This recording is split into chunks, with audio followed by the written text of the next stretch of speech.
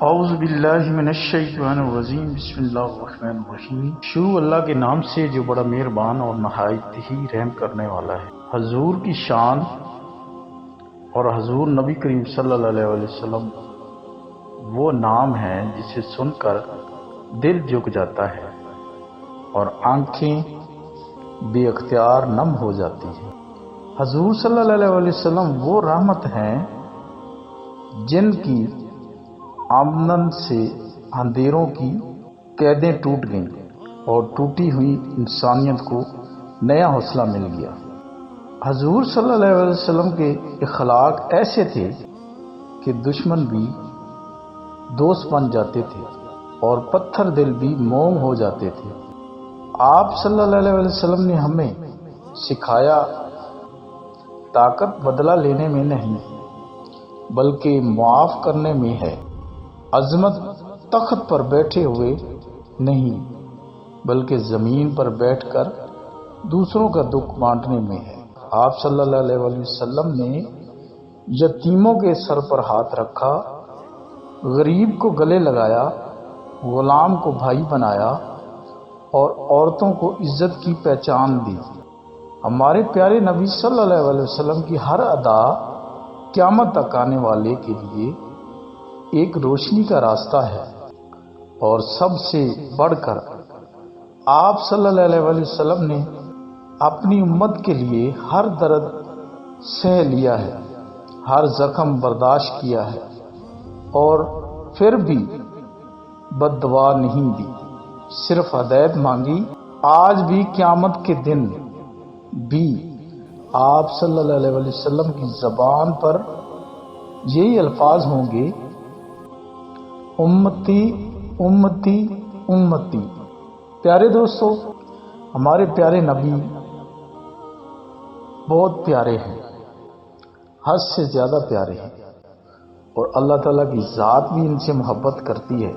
اے اللہ، ہمیں اپنے محبوب صلی اللہ علیہ وسلم کی سچی محبت عطا فرما، ان کی سنت پر چلنے کی توفیق دے، اور قیامت کے دن ان کے ہاتھوں سے حوض کوثر کا جام نصیب فرما۔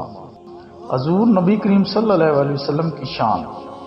حضور نبی کریم صلی اللہ علیہ وسلم وہ عظیم ہستی ہیں جن کے ذکر سے دلوں کو سکون، آنکھوں کو ٹھنڈک اور روح کو زندگی ملتی ہے۔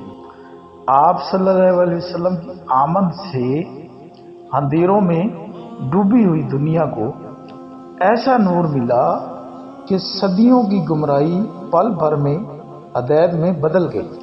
آپ صلی اللہ علیہ وسلم وہ رحمت ہیں جن کے اخلاق نے دشمنوں کے دل بھی پگھلا دیے تھے، جن کی مسکراہٹ غم زدہ دلوں کے لیے دعا بن گئی تھی، جن کے صبر نے ظلم کے پہاڑ توڑ دیے تھے، اور جن کی دعا نے ٹوٹی ہوئی امیدوں کو پھر سے زندہ کر دیا تھا۔